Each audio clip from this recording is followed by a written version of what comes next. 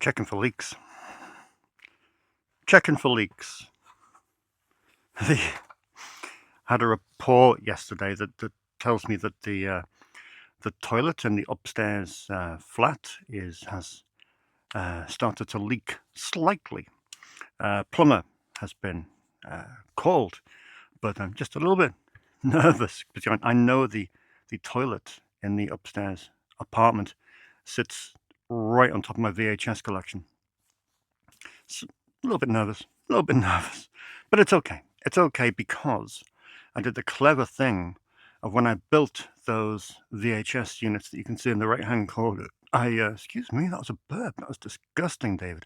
When I built those units in the right-hand corner, I lined the top and the back of those fixtures with tarpaulin, waterproof tarpaulin. So just in case this thing might happen, because yes, you are correct, dear viewer. This thing has happened before. So I thought, well, let's play it safe. But just to be on the safe side, I'm just kind of checking every now and then just to make sure that it hasn't increased in severity. So far, so good. We're 24 hours in. Not bad. Plumber should be here tomorrow, hopefully. Okay, welcome to Inside the Video Store. How are you doing? I'm doing all right. We're going to split it into two again this week, and we're going to twiddle your bits a little bit because, yeah, just a long day today. It's complex. April Fool's Day. What was your April Fool? Did anyone play an April Fool on me? Well, funnily enough, someone did play an April Fool on me. It was HMRC who decided to create this wonderful thing, which many of you people will know about, called Making Tax Digital. And my accountant called me in today for a little team session about what to do going forward, because I am apparently a crash test dummy for Making Tax Digital, because from Monday it is the first year of this scheme, and for some reason they've picked on sole traders, and they've picked on sole traders with a revenue above a certain amount, and that's me. So wonderful. So we had a nice lecture for a little while this morning, all about making tax digital and fines and reporting and spreadsheets and things like that. So it was just a wonderful start to a wonderful day off. But hey, that's life. That's life. I cannot complain. But yeah, aside from that, everything is wonderful. We had a lovely busy weekend. Some really cool people coming in. Can you believe I had a new customer? Well, a pair of customers, a couple, who drove all the way from Leeds. Leeds. I mean, how far is Leeds? It's about 2 hours. Well, an hour and a half away at the very least, in a bit of traffic, and you're looking at 2 hours, which that's quite insane. But they were here for maybe a good 90 minutes. They had a great look around the store. They rented 6 films and a brilliant selection of films, more of which I will tell you about tomorrow. Because, yeah, we're going to do On Loan tomorrow in the second segment of the show, as well as comments. But for today, for this half an hour or so, going to look at the new releases that have come in, and also Vinegar Syndrome. And I've just come fresh from my laptop where I've been looking at, it is April the 1st today, as I've mentioned. Vinegar Syndrome announcements have been made. Not a bad selection. However, March's stack of Vinegar Syndrome titles are probably the best stack of Vinegar Syndrome titles I think we have had in a number of years. But April isn't that bad, to be honest. There's Mutant on 4K. There's a Lucio Fulci Presents film. There's a box set of rare Polizio Tesci films. Partner labels, no Agfa this month, which I'm a bit disappointed by because they are my favorite label. But there is another 6 or 7 or so titles that I've ordered from the partner labels. Unfortunately, I don't get it. I mean, maybe it's me, but I think they've got 22, 23 partner labels in their stable, maybe more. And 75% of those are region locked, which seems such a bizarre thing, considering you're releasing micro budget cinema that will never ever get a physical release in the UK. I don't see the sense in region locking those titles. Maybe someone can explain it to me. Like I said, I understand with the big titles, with the titles that many different labels territorially around the world will pick up. Yeah, I can understand that. I can understand that they would want to region lock a Giallo that 88 might release over here. That's fine. But when it comes to micro budget cinema in partner labels, it doesn't make sense to me. So if someone can make sense of that, then please let me know, because it's baffling. You see such great films coming out in the partner labels, and you're like Region A, and I can get it personally for myself, but you know, I like to share, and if I'm buying something, I don't like to keep it to myself. So yeah, that is pretty cool. So we'll look at that shortly. Any other news? Any other news? I don't think there is, unfortunately. But yeah, we're all good. We're all good. We're everything is pretty cool at the moment. Oh, there's a good Arrow video sale. There's been lots of sales at the moment. It's been hard to resist because there's been an indicator sale, which I kind of resisted. Criterion, I did dip in a little bit. Um, Someone else had one. Radiance, which I have 3 titles coming from Radiance tomorrow, which I'm going to show you just before I do your on loans and your comments. And yeah, Arrow Video as well. It's amazing. I did have the time on Tuesday to kind of forensically go line by line by line through the 500 or so titles that are in the Arrow Video. So it's amazing the stuff that slips by that you don't really pick up on, or maybe stuff that came out 10 years ago when you didn't have the budget to spend on boutique. It's amazing what I've managed to pick up, but that should be in for next week, so it'll give us something to look forward to. Anyway, rabbiting on, already 6 or 7 minutes in. Let's take a look at this week. And typically, um, I said there were no boutiques out next week. There is boutiques out next week. It's just that Arrow Video, for some reason, they had an issue with Amazon for a long, long period of time. The Amazon release schedule, for me, is the most easily digestible release schedule. I can kind of filter Blu-ray releases to release date order and see what's coming out in the next few months. But for some reason, Arrow aren't getting their titles listed. I don't know why. If anyone knows of a better, more detailed release schedule, I know Blu-ray.com have one, but that's predominantly America. I mean, a UK-based release schedule, and please let me know. But Amazon, for me, I've always done the job in terms of the detail with regard to when films are coming out. But like I say, Arrow have been missing suspiciously. And they've got 2 releases out next week. So there is a couple of boutique releases next week, as well as the latest Children's Film Foundation volume from the BFI. So that's something to look forward to.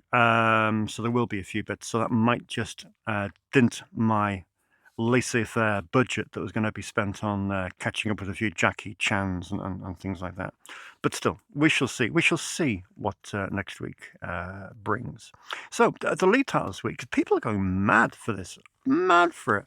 Apparently it's based on a book, which it's one thing that sometimes happens. Sometimes when a film comes out and it's based on a book, and I'm not a voracious reader of stuff other than film history, then they do tend to get some, especially with maybe more people my age who might not be able to go to the cinema with having kids and things like that, so they might miss a film like The Housemaid at the cinema. So home video is kind of the thing, and if it's not on Disney or Netflix, then here is the place to rent it. But yeah, The Housemaid has been asked for by many, many people. It's Paul Feig's new film. Like I said, it's based on the book by Frida McFadden. And you got a good cast there. You got Sydney Sweeney, Amanda Seyfried, Brandon Sklenar. And yeah, it's released by Lionsgate this week. That's The Housemaid with 2 blues and a DVD. A DVD is going out. Probably should have got another DVD because the type of people that want to rent this are the type of people that might not have a Blu-ray. But hey. The second of 3 contemporary releases is The Choral. It's directed by Nicholas Heitner, who I think directed The Crucible way back when, did he not? And it's written by Alan Bennett, no less, which is pretty cool. Stars Ray Fiennes, Mark Addy, Alan Armstrong from Billy the Kid and the Green Bay's Vampire, and Simon Russell Beale. Great cast, based in the days of World War One, and your typical quaint English town with a choral society. Yeah, so there we are. I'm sure it's an uplifting and moving film. Ray Fiennes in The Choral, which is out now on Blu-ray. Finally, one for the kids. It's the SpongeBob movie, Search for SquarePants. I have never seen an episode of SpongeBob SquarePants in my life. I'm sure you will recoil in horror at such an admission, but there we go. Okay, on to the cool stuff. On to the boutiques. And yeah, great selection. 4 from Indicator, 1 from Shameless, 1 from Paramount, and 1 from Final Cut, which has been licensed from MGM. Yes, we have Doug McClure. Doug McClure stars in The People That Time Forgot. The lead star is, of course, Patrick Wayne. No relation. And it is one of those, I think it was the 3 Doug McClure movies, wasn't it? They rented out, funnily enough, about a week ago, and I can't remember what the rest of them are called, but you know the ones. But yeah, this is the first one to come to Blu-ray in the UK. It is The People That Time Forgot. Someone mentioned in the comment section about my disdain for fantasy films, and to be honest, they highlighted one fantasy film I do like, which is Deathstalker 2, which is an epic, directed by Jim Wynorski and starring John Toleski, which is great. That is my cup of tea. And this is kind of my cup of tea as well, to be honest. That kind of low budget Sam Arkoff, fantasy film. But yeah, The People That Time Forgot makes it to Blu-ray in the UK, courtesy of Final Cut Entertainment. We have, the Paramount. I'm not used to Paramount releasing back catalogue. This scares me in a good way.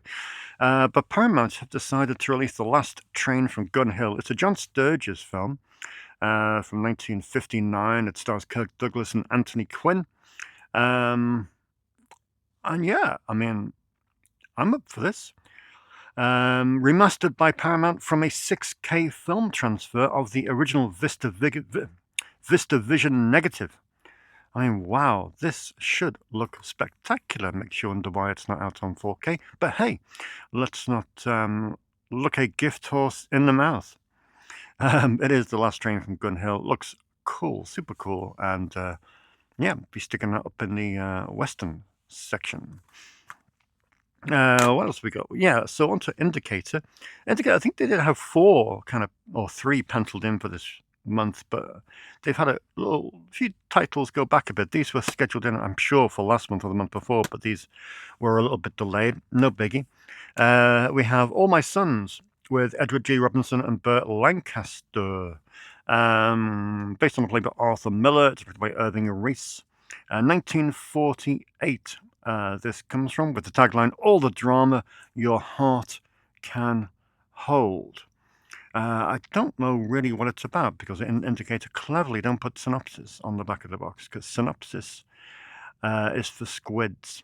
So yeah, I don't really know what to say about that, but they pick great titles, and this one is licensed from Universal in conjunction with Hollywood Classics, as is Ivy with Joan Fontaine. So sweet, so beautiful, so lovely. Screenplay by Charles Bennett, directed by Sam Wood. This one's from 1947. And yeah, Joan Fontaine, can't go wrong. Slightly more exciting is this double bill of Ozploitation. Now, I already had this on Blu-ray from Severin, but it's an old Severin Blu-ray from a number of years ago, and this is a brand new 4K restoration from the OCN by Powerhouse Films. Now, this is actually directed by David Hemmings himself. David Hemmings directed this film. Very cool. Robert Powell stars, as does Jenny Agutter, and Joseph Cotton plays a priest. Music is by Brian May. No, not that Brian May. And it comes with 3 cuts of the film on this Blu-ray. We have the previously unseen extended cut, the original Aussie theatrical version, and the shorter US version. Of course, adapted from a James Herbert novel. But yeah, Survivor, The Survivor, looks pretty cool. But like I say, had it on blue for quite some time, but glad to upgrade that. Similarly with this one, I've not had it. This has, I think this was originally released in the UK as Strange Behaviour. I'm sure you may correct me. It's directed by Michael Lachlan. And again, David Hemmings has his oar in this. He is an executive producer. Bill Condon is the writer, and the film stars Michael Murphy and Louise Fletcher. Sounds pretty cool. It's one of those films. It's called Dead Kids now. Strange Behaviour, Dead Kids. I can't remember which release came over here, but either way, it's a bit of an offbeat slasher. And it's one of those films that kind of looks familiar, but unfamiliar at the same time. But either way, it's great to see these Ozploitation films coming out from Indicator. We had Harlequin in recently, and Thirst. So yeah, very cool indeed. And finally, with the boutiques this week, we have this. Another release of Suspiria, which is just awesome. It is one of my favorite films of all time. It's on 4K UHD for, I think, the first time in a brand new transfer, brand new HDR, Dolby Vision grading, and surround sound. I mean, how can you make this film look better? It is one of the best looking films in the business. An incredible score by Goblin and Claudio Simonetti. Yeah, I just can't wait. This was kind of high on my agenda to watch this week, but Vinegar Syndrome kind of got in the way. But this, yeah, I have this. I think I have 4 copies of this film now, which is ridiculous, quite frankly. But it's deserved because it is, as I say, one of my favorite films, and a film I love to see people discovering for the first time. Itchy nose, not been doing cocaine. On to Vinegar Syndrome. We have 15 minutes for this. Like I say, as always with Vinegar Syndrome, doing that again, problematic. As always with Vinegar Syndrome, I cover the Melusine films as well. Obviously, Melusine is the Triple X offshoot of Vinegar Syndrome. If you go back a couple of years, when Vinegar Syndrome started relationships with the studios, Paramount, Warners, etc., they kind of coughed awkwardly and said, you can't sell that stuff on your website if you're going to sell our films on your website. So Vinegar Syndrome had to set up an offshoot website called melusine.com, MELUSINE. That was difficult. And that holds all their erotica. 2 this month, although 6 have been released this month. 6 have been announced for April. 6. Incredible. There's a Cecil Howard film that looks absolutely superb.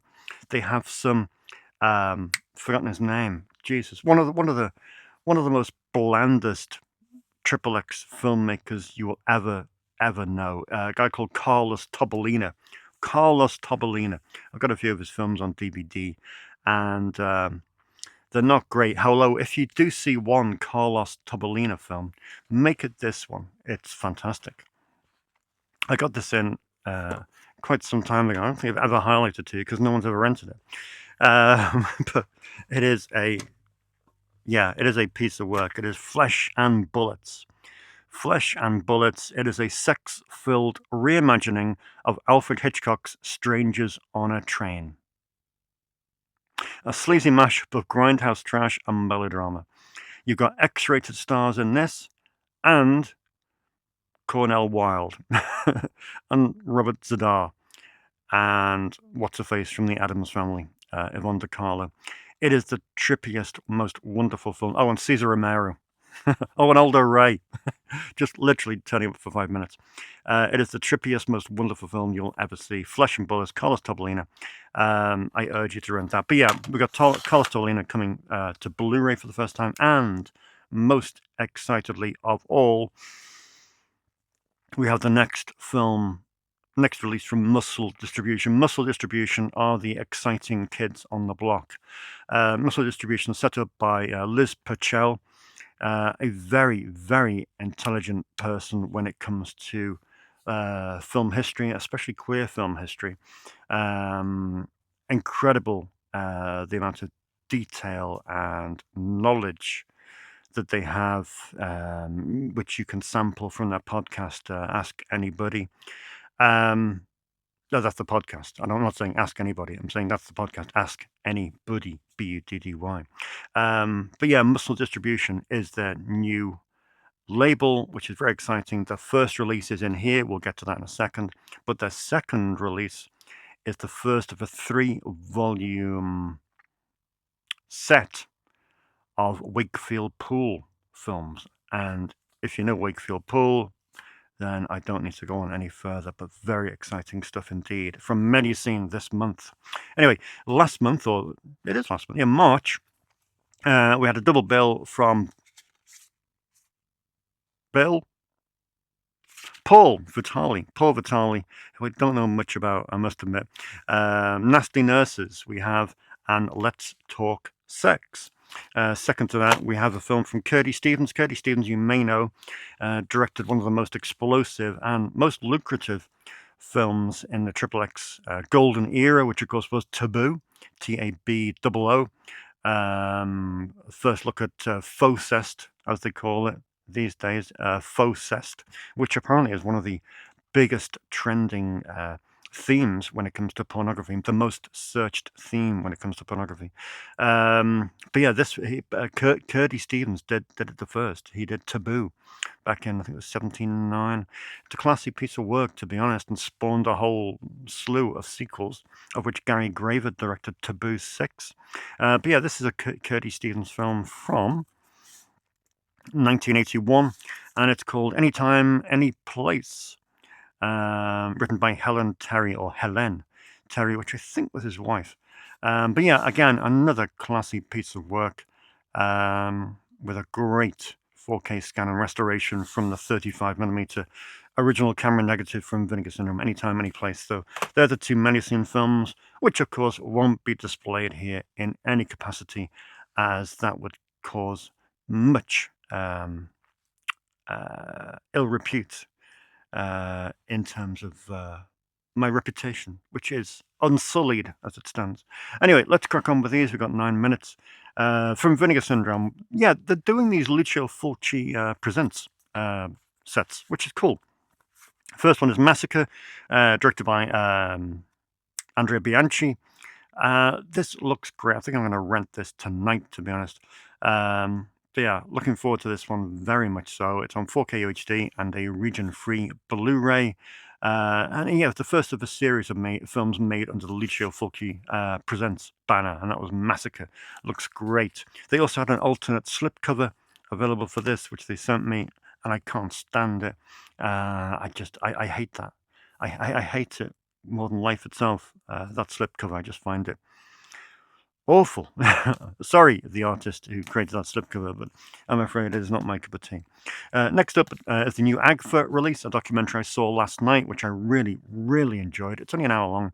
It's called Wildwood, New Jersey, filmed by two female filmmakers, Ruth Lightman and Carol Weeks Cassidy. Filmed in 1994, and it's just a wonderful piece of history. That looks at the kind of scene in Wildwood, New Jersey, which was sort of America's last great carnival town to some degree. The boardwalk was there, and it's great to see this snapshot of regular people's lives. And it really is compelling, just these ordinary people who you don't know anything about them really, but they kind of tell you all these things about them, and fascinating. Wildwood, New Jersey, the new film from AGFA. Citywide Fever is the latest release from Factory 25, who are really growing in my estimation. I watched this last night and I really did like it a lot. It's only short, it's only 74 minutes. It's a new film, it's made in 2025. It's directed by Josh Heaps. Hey, Josh Heaps. And I thought it was a great piece of work. To me, it was like a mashup between Cigarette Burns, the John Carpenter film, Censor, and Barbarian Sound Studio. Girl looking for a missing Jali director who has vanished from the face of the earth. I liked it. Stylish. Shot on, what was it shot on? It seemed to be shot on video, but it's kind of got that shot on video vibe. But yeah, I just really, really liked it. Really liked the vibe of it. Yeah, and great, really well cast. This looks fascinating. It's called Cuddly Toys. It's a film by Kansas Bowling. It's billed as a modern day twist on Schoolgirl Report films, which I don't think I've seen any of the Schoolgirl Report films. With a touch of Faces of Death, which is out this month from Vinegar Syndrome.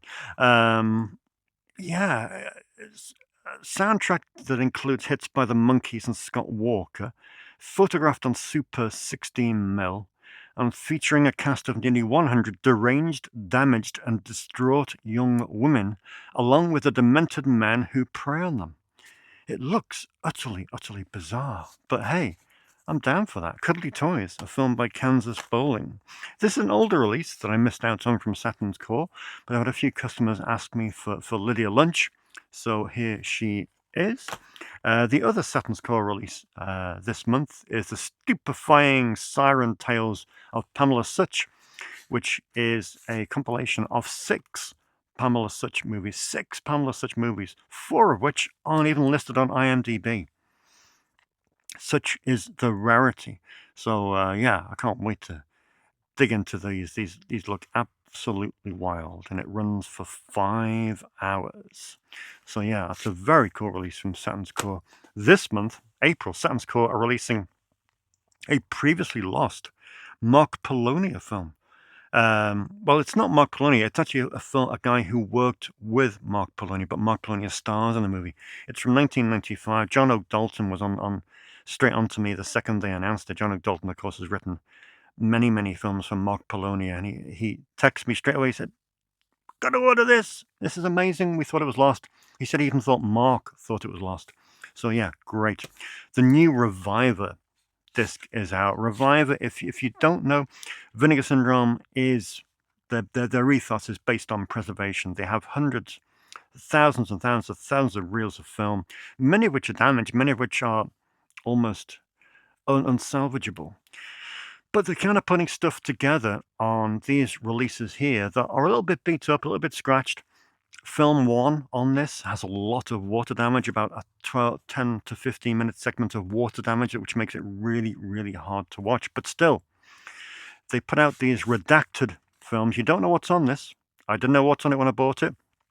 I don't know what's on it when I'm looking at the case. The only way I found out what's on it was by slipping the disc into my Blu-ray player. And I watched a double bill of films that I absolutely loved. They're both from the 60s. They're both from a certain part of the world. They're both in English language. They're both in the realm of exploitation. And yeah, I had a great time. One of the directors of one of the films went on to make a film which I know very well, which kind of surprised me. But yeah, I thought it was great. I thought it was absolutely great. Yeah, Vinegar Syndrome has 41,000 reels of film, and 34 reels of film are in this Blu-ray. Incredible. So that's Reviver Part 2. I urge you to rent it. You'll have a fun time with that. The Ghost Galleon is out, which is a surprising release for a fairly unique label called Bizarro. I think this is my first release from Bizarro. We have The Ghost Galleon on 4K UHD and a region-free Blu-ray. The Ghost Galleon is the 3rd chapter in the Blind Dead saga. Directed, of course, by Armando de Osorio. And yeah, I mean, unexpected, but very, very cool. Can we think of the other 4 coming out? I don't know. I don't know. Vinegar Syndrome's main release this month, one of which was Office Killer. Office Killer, of course, directed by, Roxy was telling me a little bit about Cindy Sherman. Her pedigree as a photographer, according to Roxy, is staggering. She literally one of the best photographers in the last number of decades. So I must check out some of her work. But yeah, this is her sole directorial film. It is Office Killer, and it's released here on a 4K UHD disc. It stars Molly Ringwald, Carol Kane, and Jean Triplehorn. Came out in 1999. I remember Blockbuster getting the VHS in. And if you went into any Blockbuster store in 2001, you would see a copy of Office Killer in the ex-rental bin with nobody showing any interest in purchasing it. And yet here we are 25 years later with it on 4K UHD. Weird how things happen. Cult Picks will be my next section, because this is the 5th release of theirs, which triggers a nice black placard and a name sticker highlighting the films that they put out. They're putting out some great stuff. This is a rare horror film from Sweden, and definitely the only erotic one. It was made in 1970. Sounds great. It's called Fear Has 1,000 Eyes. Love that cover. Love that cover. From ETR Media, we have Art Spiegelman. Disaster is My Muse. Art Spiegelman is a cartoonist, an artist who revolutionized comics by exploring dark and complex themes. Shaped by his Holocaust survivor parents and inspired by Mad Magazine's irreverent satire. His most famous work, Maus, M-A-U-S, is a poignant Holocaust narrative that redefined the medium. Sounds fantastic. Another spectacular documentary put out by ETR Media. Like I mentioned before, Liz Pachal's new label, Muscle Distribution, has put out their first release, which is Castration Movie Anthology 1, Traps. This has been lighting up my Letterboxd over the last 3 or 4 months by the people that have seen it. I know there's been a couple of showings in this locality. One was shown, I think Paraphysis Cinema showed the film, and also I think it was available to rent from Letterboxd themselves. But it's a film by Louise Weird, W-E-A-R-D, and yeah, it sounds absolutely unique. It's a film about gender, and it's a long film. It's 4 hours and 35 minutes. So it's going to be a challenging watch. But hey, it's here. It was billed on the Vinegar Syndrome website, and it still is now as a Region 1 locked release. I tried it in both my players at home, and it seems to play fine unless there's a weird glitch. But yeah, so this seems to be region free, which is fantastic if it is. And finally, the big release from Vinegar Syndrome, we have Forgotten Jelly, Volume 9, the 25th, 26th, 27th films in this epic series. This is so cool. We're looking at 90s films in this latest box set. We have 3 great, very late period films. Bruno Mattei has directed Madness, which looks spectacular. Pier Francesco Campanella has directed Bougie Rosse from 94, 93, and from 1991, Alfonso Brescia has directed Murder in Blue Light, which just looks stunning. So I can't wait to dive into these. That is very, very exciting indeed. So there you go. So yeah, we'll catch up tomorrow and look at some film on loans, and we'll look at some comments as well. And I've got a few bits of post in as well, so we can kind of do the oddments for what's in the box. Right now, though, I'm going home to fall asleep on my middle-class reclining sofa with heated seats and watch 45 minutes of a Vinegar Syndrome release before I nod off. I will do the swirlies, and we'll see you in a second. And we're back. Thank you for that, for accommodating that little break. So yeah, let's carry on wherever we're up to, which I've no idea, to be honest, because it's been 24 hours and, brain. Phew. Some bits have come in today that I must tell you about in terms of new releases. Still haven't put these out. That's the kind of day it's been today. I haven't been able to escape from behind a counter all day. In terms of new releases, we've had, kind of new releases. As you know, I'm catching up on the Hammer restorations. This is the latest one to come in. It is The Men of Sherwood Forest. The Men of Sherwood Forest. It's an Eastman colour. From 1954. That's going to look gorgeous. It's on dual format, 4K HD and Blu-ray, and it also contains an extra feature by the name of,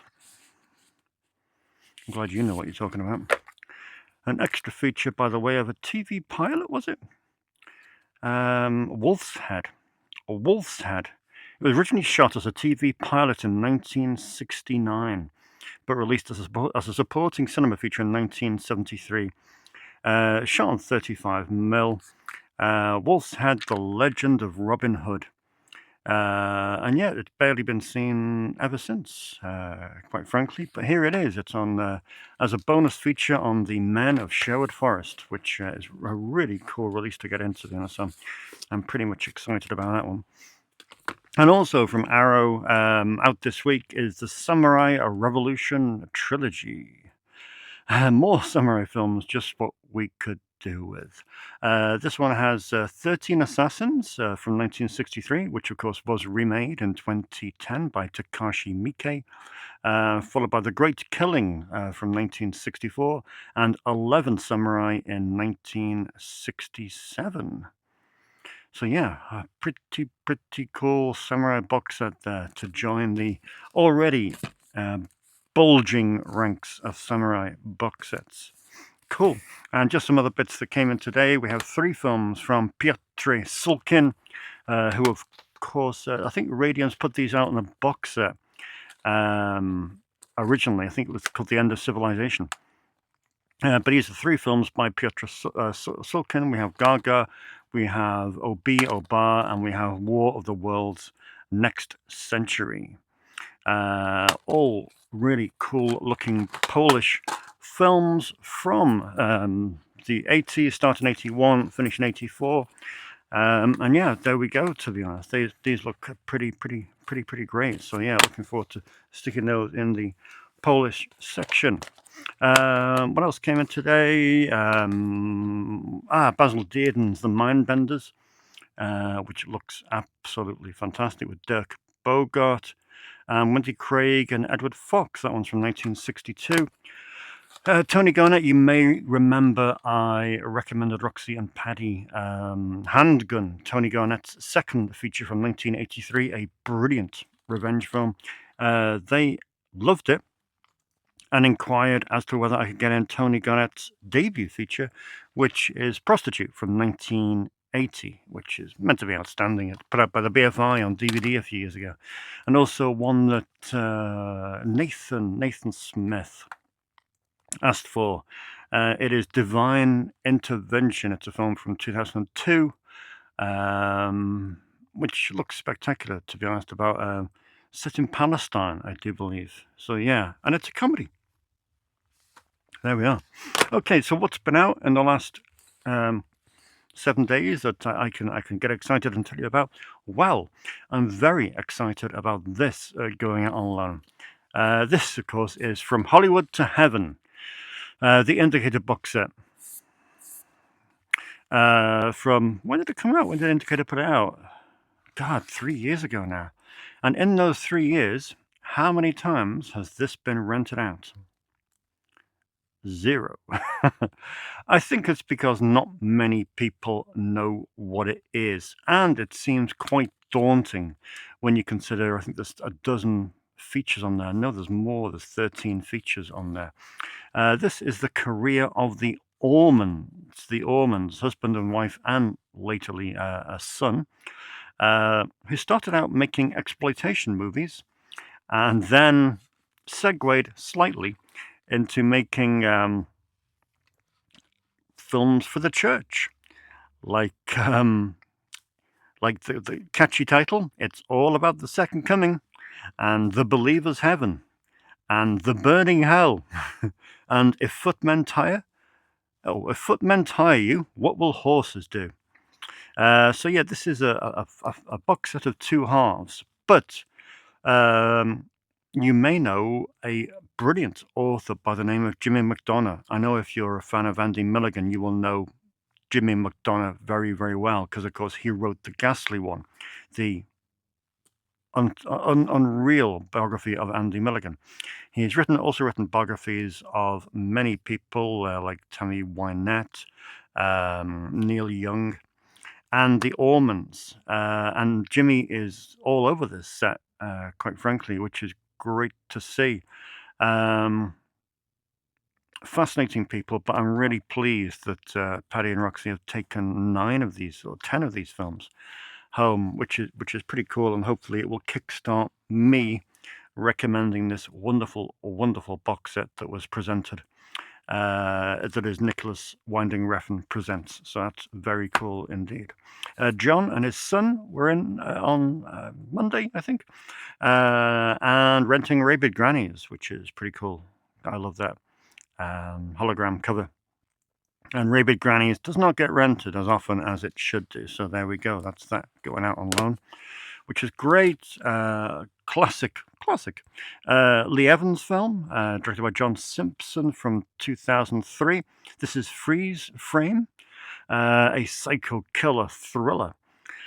Yeah, starring comedy guy Lee Evans. Bit of a peculiar role for him, but it's not a bad little film. It sits up in my British box office obscurities section at the front of the store. The Shroud keeps on going out, but no one seems to like it. Do you like it? Let me know. I'm intrigued as to if anyone likes The Shrouds, and if so, tell me why, because I'd love for people to start enjoying this, but it's not going down very well, to be honest, in store. It's not going down very well, and that's with very discerning customers. Next, I mentioned this at the start of the show with the release of The Land That Time Forgot on Blu-ray. This was the box set I was talking about. It is out on loan at the moment. It is the Doug McClure box set, Doug McClure's Lost Worlds, which also contains At the Earth's Core and Warlords of Atlantis. What a great set. Amazing to see some Jacques Tati renting out on loan, not least arguably his best film, which is Playtime.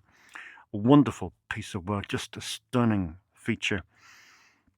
And hopefully, yeah, I could do some more Tati renting out, to be honest. It doesn't venture out that often, which is a shame, because they're all absolutely wonderful films. This has been going out like hotcakes. I don't know why. Maybe it's because of the Apple documentary on Martin Scorsese. But yeah, Martin Scorsese's Silence has been renting like mad this year so far, which is great. Because no one really took it when it came out. So yeah, cool to see people discovering that lately. Really glad to see this going out as well. It's Paranoid Park. It's a French or Canadian. I'm gonna go with French Blu-ray. That apparently is the only edition where the aspect ratio is correct, according to the person who donated it, which was Nathan quite some time ago. But I'm really pleased it's going out, because it is one of my favorite Gus Van Sant films. And yeah, I'm glad to see more people discovering it. One film which I was thrilled to get in last week, and it's rented out straight away. It is The Watermelon Woman. It's 30 years old this year. This is its 20th anniversary disc that was put out by Peccadillo 10 years ago. And it's a brilliant film. It's just one of those that you really do need to see. It's funny. It's kind of film literate as well. But yeah, it's a really important film by Cheryl Dunye. And I'm glad to have it here. Overdue. overdue, to be honest. And finally, in this week's rentals, I love this documentary to bits, even though it terrifies me. It is, I think, We're Alone Now. If you've not seen this documentary, you must. It is about two very intriguing people who have a complete and utter infatuation with the pop singer Tiffany. Hence, I think We're Alone Now. It delves into the world of celebrity obsession, and it's dark. It is dark, but it's fascinating. It helps me understand why people get so celebrity obsessed. But yeah, just if you ever get a chance, you must take a look at this. It's a fascinating piece of work. I think We're Alone Now.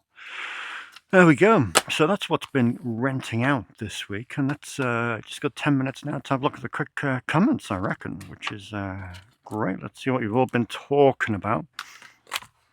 Hey, let's have a look. Okie dokie. Here we are. Oh, John. John Hughes. John was the first person here to rent the Andy Milligan new box set with his discovered films. After watching Andy Milligan's Fleshpot on 42nd Street last year, which both my wife and I really enjoyed, I just had to rent Gutter Auteur, The Lost Legacy of Andy Milligan. The 2025 documentary was brilliant and a little sad. Very sad.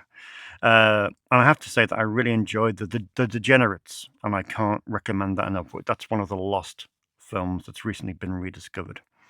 So that's cool. I'm pleased that John enjoyed that, because Andy Milligan, is very, very much a Marmite character. I remember Neil renting a couple of his films last year, and he really did not like them, and many people don't.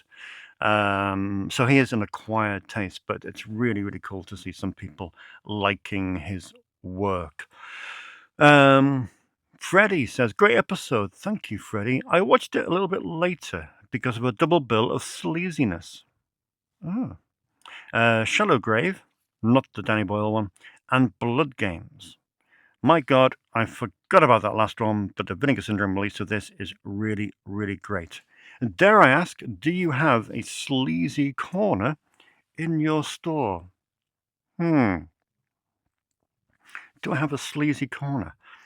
I like to think there's sleaze everywhere in this store. I like to think it's a haven for sleaze, quite frankly.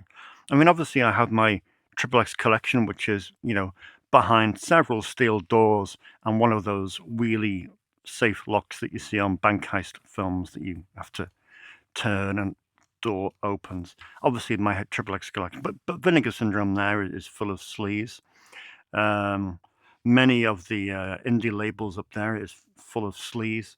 Many of the world cinema titles are full of sleaze, like the French smut that 88 put out, like the Pink films, like the Hasayasu Sato films. So this, and in the horror section, there's a lot of sleaze, Emmanuel, and so forth. So yeah, I think, Freddie, that we like a bit of sleaze in everywhere. To be honest, I don't think you're ever safe from sleaze. Never safe from sleaze in at Snips, which it could be on a t-shirt. To be honest, could be on a t-shirt.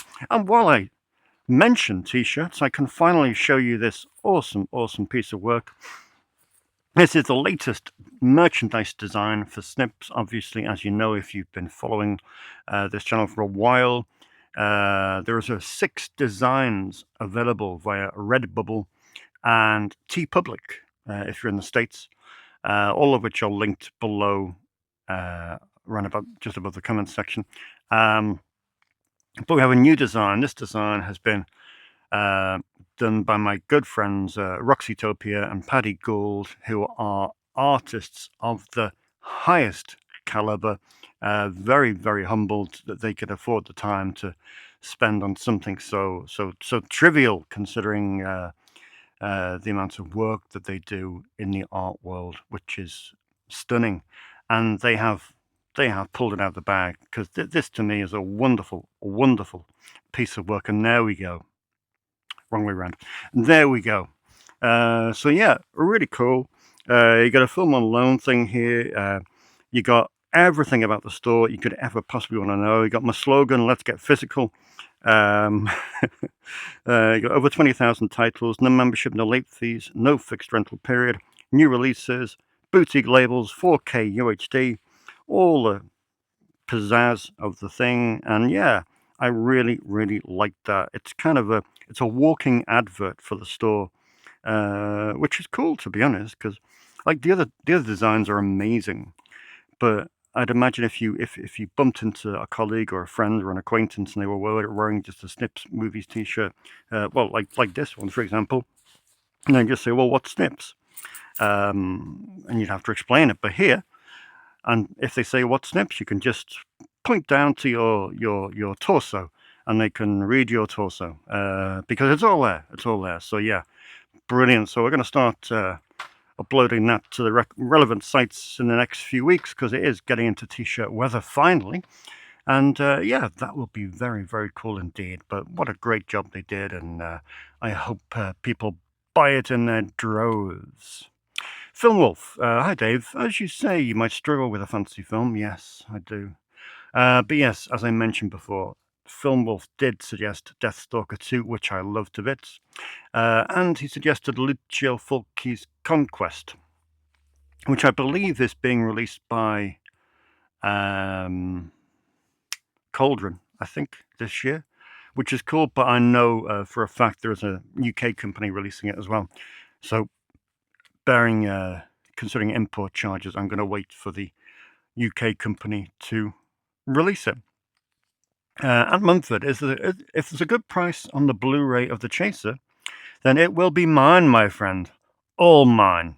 Let the battle of the deal hunt begin. I have a battle on, unfortunately. Desperate for a copy of The Chaser on Blu-ray, but Ant may well beat me to that. But to be honest, I'm struggling to find one for a competitive price, so it might be a long wait. Lee Marn says, great to see your excitement over the new Andy Milligan release. I got my copy last week and watched the two previously thought lost movies over the weekend. My goodness. Both are prime Milligan, and I mean that in a good way. Fingers firmly crossed that more of his movies can be found. Yeah, it would be fantastic, Lee, wouldn't it? It would be fantastic. I hope more people with this publicity discover Andy Milligan and at least dabble into his world, because I think it's a world that you never really forget once you've seen that. Now, last week I happened to mention that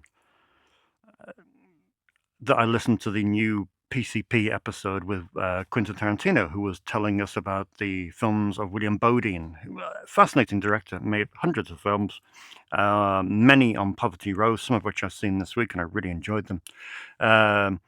And I happened to mention that Brian, who interviewed Quentin, happened to say that he's a little bit tentative about this episode because he gets a little bit of pushback on Quentin Tarantino being a guest because people don't like Quentin Tarantino. And I questioned it. I said, well, why don't? Anyway, but yes, Troy rightly states that Quentin's association with Israel and posing with IDF troops may have, had an effect on people's like for him.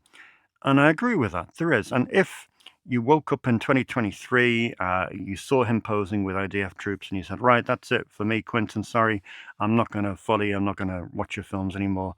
Fair enough. But this disdain goes back 20 years, Troy. This disdain goes back 20 years for me. Yeah, because people just don't go for him for some reason, and I think it's a gatekeeper issue. I think there are people who don't like someone else knowing more than them. I think it's kind of a masculine thing, a male thing, middle-aged kind of my age. Men kind of don't. Some men on the internet, online, keyboard warriors, like to be the kind of the know-it-all people, and we don't like know-it-alls. We like everybody to be curious and want to learn more stuff and be directed down different avenues. So it was more my question of why people don't like him was more stretching back to, post-millennium era rather than things he has associated himself with in the last few years. But anyway. James says Quentin Tarantino was a genius, in my opinion. I agree, James. He is in mine, but I understand that people, not a fan. Curiosity Tax, however, disagreed. Curiosity Tax said he talks a lot of crap. His book was really bad. He has hot takes. There's no real substance to what he says. That Perfect Thing film doesn't mean anything. It just sounds like it makes sense. It also reduces the scope of his films. It's basically heavily skewed towards populism. Hey, it's a free forum. We all have our voice, and you're all welcome to share your opinion. Obviously, I disagree wholeheartedly with that. And the idea that there is no substance to what Quentin Tarantino says in the world of film history is a load of bollocks, quite frankly, because he is one of the most educated people in various aspects of film history that I have ever encountered. Late in a double feature, picked up the 4K 4-disc Blu-ray, Japanese Blu-ray of Shin Godzilla. But there was no English subtitles. Oh my God, late night double feature. That is a real issue. Was I the only one who bought this mistakenly, thinking it had English subtitles? Well, that's an interesting one. I don't know. I didn't get that version myself, but I'm sure someone did that's watching. Maureen obviously states about Tarantino and Zionist and all that kind of thing. That's fair enough. That's a valid point. People might not like him for that, but like I say, I'm thinking back to 20 years ago. Free Win and Phil, there's a couple of the early Mia Hansen-Love films that seem hard to get hold of. Yeah, that's really true. But from what I've seen, she's very, very worthy of a section. I completely agree, Phil. She's a great director. And I have another one of her films, an early film of hers, coming in, I think, Saturday it'll be, on Monday, Tuesday. Ross Vegas, mate, this is one of the coolest places I have ever seen. Thumbs up, new subscriber. Thank you, Ross.